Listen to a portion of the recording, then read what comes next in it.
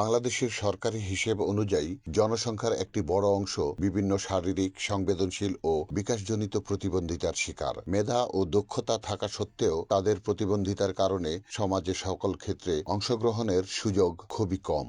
সে হিসেবে দেশের মোট জনগোষ্ঠীর একটি বড় অংশ অবহেলিত। ৩ ডিসেম্বর রবিবার নারায়ণগঞ্জ জেলা প্রশাসকের সম্মেলন কক্ষে ৩৪তম আন্তর্জাতিক ও ২৭তম জাতীয় প্রতিবন্ধী দিবস ২০২৫ উপলক্ষে প্রতিবন্ধীদের মাঝে সহায়ক উপকরণ বিতরণ ও আলোচনা সভা অনুষ্ঠিত হয়। জেলা প্রশাসন ও প্রতিবন্ধী সেবা ও সাহায্য কেন্দ্র নারায়ণগঞ্জ আয়োজিত সভায় আলোচ্য বিষয় ছিল প্রতিবন্ধিতা অন্তর্ভুক্তিমূলক সমাজ গড়ি, সমাজের অগ্রগতি ত্বরান্বিত করি। সভায় প্রধান অতিথি ছিলেন জেলা প্রশাসক মোহাম্মদ রায়হান কবির। উপস্থিত ছিলেন প্রশাসনিক কর্মকর্তাগণ, প্রতিবন্ধী সংগঠনের নেতৃবৃন্দ ও নারায়ণগঞ্জের বিভিন্ন স্থান থেকে আগত প্রতিবন্ধীগণ।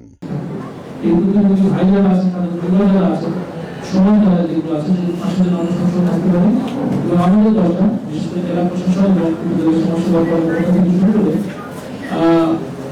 সকলগুলো এইভাবে মডেল নিয়ে আছে। প্লাস সকল দরকার আমাদের পাশে থাকবে ইনশাআল্লাহ। আমরা এই উপর বিশেষ করতে পারি যে আমরা আমাদের সাথে আছি, থাকবো এবং আমাদের কিছু জেনে আমরা